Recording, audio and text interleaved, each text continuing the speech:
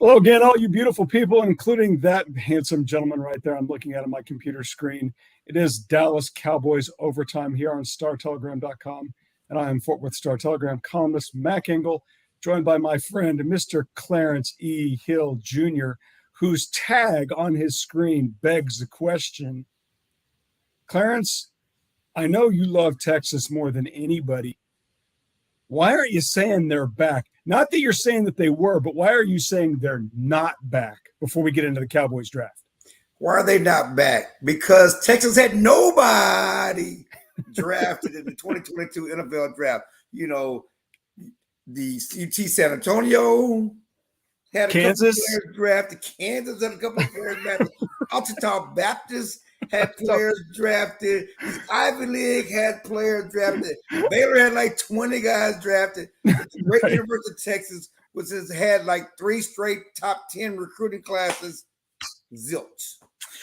Kicker signed with the Super Bowl champion Rams. Let's not focus on where Cameron Dicker ended up because Dicker the kicker did not come Dicker to the Cowboys. No, we got it. We Cowboys are celebrating a different Texas kicker. He's a Texas Tech kid. We're not going to get into that now. Let's get into the actual NFL draft itself, which was last week. The Dallas Cowboys went home. I love this. They got a kid out of North Crowley High School and the University of Tulsa, Tyler Smith, a tackle they selected at 24, 24th overall pick in the first round. They addressed their glaring need on the offensive line with Tyler Smith. I like the pick on one condition. Is he a guard? If he's a guard, I like it. If he's a tackle, I'm sweating it. Is he a guard? Well, you know, we like position flex, guys that can come and do more than one thing. He's the future replacement, the heir apparent to Tyron Smith at left guard. He's going to open his career. I mean, at left tackle, excuse me. But he's going to open his career at guard. And you can move a tackle inside the guard. The one thing that you don't have to worry about him is size and strength. We complained for years about Connor Williams getting run over and not being strong enough. And a lot of reasons he held is because he got bullied, you know, and so Tyler Smith is raw, inexperienced. He has some technique things to worry about, to work on, but you don't have to worry about him getting run over. He's a bully. He's a bully in the run game. He's going to be mashing people up front. He does have to work some of his pass blocking stuff inside for sure. Okay, I'll buy that. I'll give you some leeway on that one. This guy's biggest red flag coming out of Tulsa wasn't the fact that he was playing at a school that wasn't a Power 5, which we have seen in the last couple of years, teams prefer to take linemen out of Power 5 schools. So let's just disregard that, okay, and say this guy was probably a Power 5 caliber player, but he would just happen to be playing at an American Athletic Conference school. Fine. This guy's red flag was penalties. The biggest issue for the Cowboys team last season and their offensive line, for that matter, is penalties. So is this a match made in heaven? They got a penalty guy for a penalty team? Or do we think, no, it's just one of those things that they can coach out? Yeah, I understand the connection. And it's kind of ironic that a team that had a lot of penalties drafted a guy with a lot of penalties. But there's nuance here. There's nuance here. Connor Williams had a lot of penalties as a finished product because it was too small. And Hook him, baby. He was 4 years, he's a finished product. Tyler Smith has only played offensive line 4 years, 4 full seasons in his life. He started out as a defensive lineman in high school. He was under-recruited out of high school because of a severely bowed legs. He had a surgery between his junior and senior year to have both of his legs broken and reset. And the fact that he is come from that background, tell you about his hard work, tell you about his athleticism. He still is very athletic for a big man, a big guy, to be able to do that after having that. He played basically 1.5 years in offensive line in high school, 2 full seasons in college. A lot of his penalties has been because he doesn't know how to use his hands and his body, not because he doesn't have strength or the ability to do that. The Cowboys are certainly betting on his upside. He has a tremendous upside. Again, this is a great story. This kid, you know, I've been covering the draft since 2000. No, let me go back. Since 1995, right. 1996. Goodness gracious, this year just go by. There's been no person who's walked in that door the day after the draft that's been more impressive to the media, especially when you consider his background, than Tyler Smith. I love it. I mean, the Dallas Cowboys obviously are a national brand, and they're taking players from all over the place. But when they get a local kid, a Fort Worth guy, a North Crowley kid, I love that part of it. Let's look at the other. Well, real quick, but before we go to the other picks, and we'll just we'll review a handful of them, not all 9 guys or how many guys they took. Should we expect Tyler Smith will play left tackle this season? Because Tyron Smith is not going to make it 17 games. So will they move Tyler Smith over there as the swing I don't player? think you want to start him as a rookie and do the 2 position thing. Certainly, he's going to start in camp and work at left tackle and left guard. But the goal is for him to win the job and be the starting guard, a person at left guard. And maybe Matt Walesko, another draft pick. We don't have to go through all of them. Matt Walesko, 6'8" draft pick out of North Dakota, another small school kid, but he has the size and has the traits. He's nasty. Both of them have big, nasty demeanors.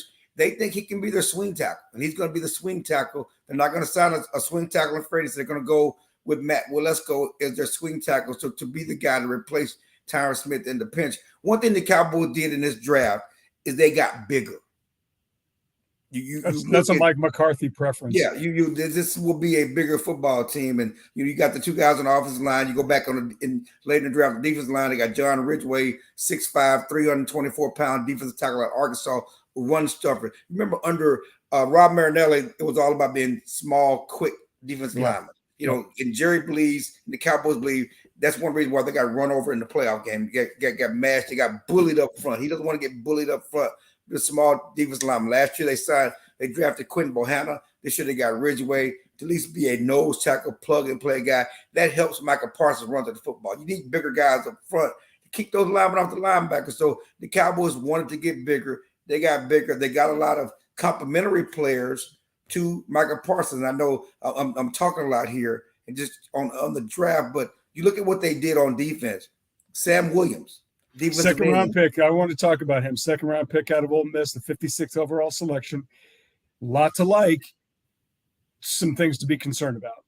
Yeah, it's funny because Jerry opened his mouth and said, I'm more conservative with guys with red flags than I was 15 years ago. Well, you weren't that conservative in 2021, and clearly you weren't that conservative in 2022. We do have Kelvin Joseph on this team still. But the Cowboys claim they've done their homework. One thing about Williams, and yes, he has a red flag because he got arrested for sexual battery, but the charges were dropped. That's important.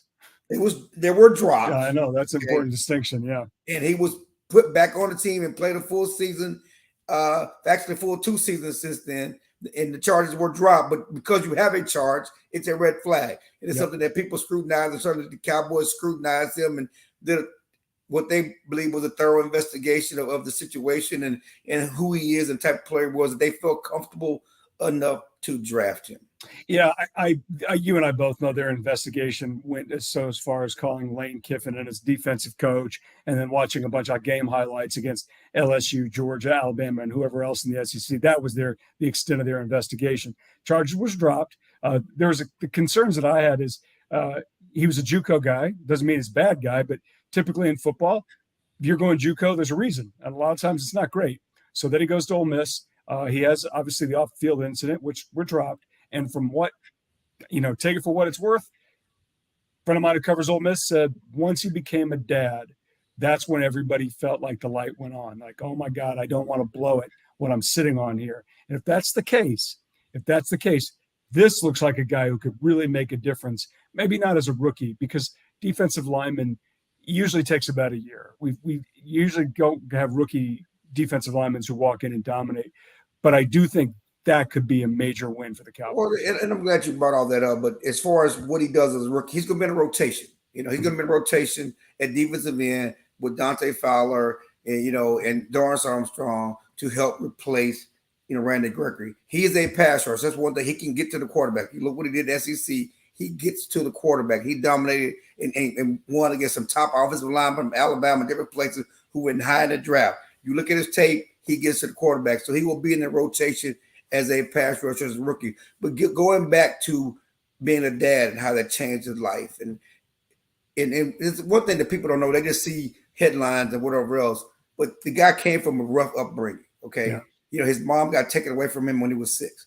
He bounced around a lot of different people's households, and he never knew his dad, never had that part of his family. I know when he talked to us yesterday, he said it changed his life because he didn't want his son to go through what he went through. He wants to be there. His son, he never had a dad who was there. He said, I had father figures, but it's nothing like having your biological father, someone who's there, who knows you and is there your entire life. That's important to him. So, if the other stuff's in the past and we're focusing on him as a football player and his maturity as being a dad, then good for him.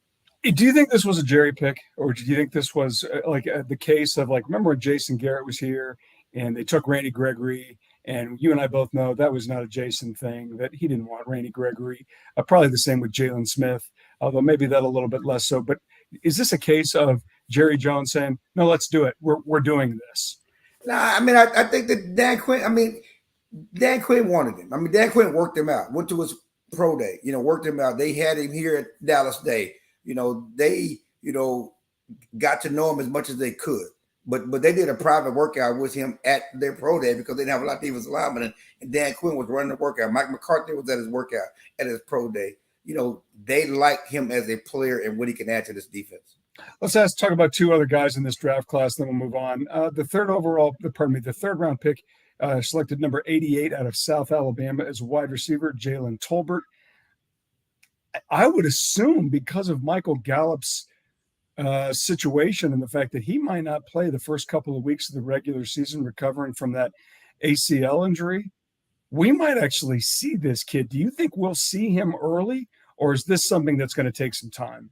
No. You look at all the grades and everybody's analysis of Jalen Tolbert. They believe this guy can play. He is actually a Michael Gallup type clone. He's big, fast, has deep speed, can make acrobatic, catches in coverage, tight catches. He's going to be a part of the top 3 receiver rotation. And I think when Michael Gallup comes back, he's going to be better than James Washington. That's how high people are on him. And we knew coming into the draft, they needed a receiver. After losing Amari Cooper, after losing Cedric Wilson, and certainly with the uncertainty when Michael Gallup's going to play, we knew that they were going to take a receiver. They didn't take one the first 2 rounds. They had to get one here, and they liked to pick a Jalen Tolbert. 4th round pick out of Wisconsin, the big guy, Jake Ferguson, a tight end. By all accounts, everything that I've read, I've watched him, but nothing. I watched a couple of Wisconsin games. It wasn't like he did anything that really jumped out and said, oh, wow, this guy's amazing.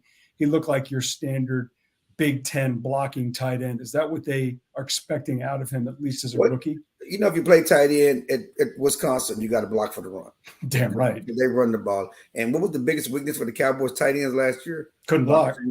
Blocking in the running game. And you go back to week 1, they win the game against Tampa Bay if Jarwin don't miss the block in the end zone. You got to be able to block. He's a willing blocker. He's also a pretty good pass catcher. He may be the heir apparent, at tight end with the starter on a 1-year deal on the Schultz on the franchise tag. But here's the guy they feel they can build with. Certainly they'll come in and be inline tight end, a guy that plays behind Dalton Schultz from the beginning as a rookie. All right, let's move on to our second topic of the day, which is, the Dallas Cowboys talked all season about, or we have anyways, about how is this team going to get better when they let top players from last season's team, which was pretty good, out the door for not a whole lot in return. Randy Gregory's gone. Obviously, Amari Cooper's gone. You mentioned it, the trade for a 5th-round pick, which turned out to be Matt Milesko.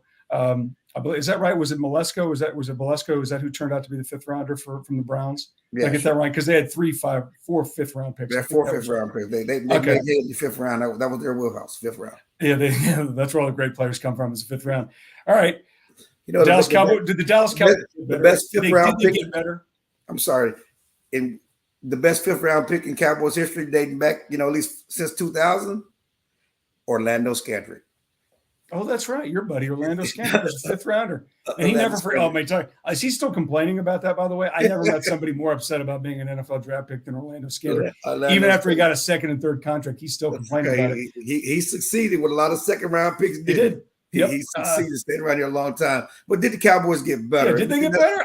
That's the goal. They didn't get worse, but did they get any? The question, because they didn't do anything in free agency to get better, right. and it's a question. They didn't do anything in free agency to get better. I don't think they got worse. There's too many unknowns. There's too many unknowns on really on the number 1 pick on Tyler Smith. And we know that Sam Williams going to be part of the rotation. He's not the answer to replace Brandon Gregory. With him, Dante Fowler, is that a good answer for Randy Gregory? Even though Randy Gregory only has 6 sacks, though. I mean, we act like he was all pro. But he was a talented player who the other team had to know where he was. Now, he wasn't as good as Tank Lawrence, but the other team had to account for him. Did they, or were they account for Tank Lawrence? There's a question. No doubt about it. Micah Parsons was the headache. Right. But at least with Randy Gregory, that was a guy they had to take seriously. It wasn't like he's just some scrappy try-hard guy who's, occupying a jersey. At least with that guy, they knew he could do something. Well, Fowler's a former first-round pick. Yep. And Williams a second-round pick, as was Randy Gregory. So anyway, they have some options there, and I don't know how they're going to replace his 6 sacks, but they do have some options there. It's not even about the 6 sacks. But it is about the 6 sacks. No, it is and it is. I mean, it is because those are the numbers that we go by. But are those 3 players combined? Let's go to week 8. So Dorrance Armstrong has had some time. Dante Fowler has had some time. And Sam Williams will have had 2-3 months of real football. I'm counting preseason because he'll see some time. If by week 8, do you think those 3 guys combined will be as good as one Randy Gregory was last season? I don't think they will. I would hope they will. Yes, they would have to be, and they will have more than 6 sacks at the end of the season. All right, let's move on. But I guess when I talk about being better, and I just was using it as an example. The goal was for them to get better. I think the Eagles closed the gap to NFCs, and it's really tough to go back to back. No team has gone back to back NFCs since 2003, 2004. I still can't believe that. Okay. So for the Cowboys to think that they could just run it back and have lesser talent and win, I just think that's folly. I don't think that they showed a sense of urgency in the offseason to improve this team. Certainly Dak Prescott having a full offseason is going to help, but you did take a step back in firepower on offense. Hopefully they will use Tony Pollard more in place of Zeke Elliott or in conjunction with Zeke Elliott to get some additional firepower to replace what you lost in Amari Cooper and CeeDee Lamb. But on paper, I think the Cowboys, helped serve. I don't think they improved. No, I think they got better because they had so many needs. The new players were going to make them better just by walking through the door. I really like the Sam Williams pick. I think that could work out big. And the Tyler Smith thing, that line was a major problem last season. And I know they were living off, people kept saying, oh, they're still pretty good. No, they really weren't. Like you mentioned that 49ers game. That 49ers game was bad because San Francisco basically beat them with a 4-man rush. And after halftime, when they lost Bosa, they beat them with 3 guys more or less because Bosa was their best pass rusher. So if Tyler Smith is as good as you say, you've at least addressed that. Now, moving forward, as we look forward to training camp and the summer, there are still players on the street.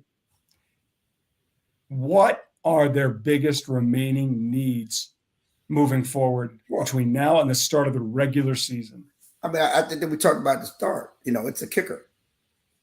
I agree with you. They have a hole at kicker. They have a huge hole at kicker that's still there.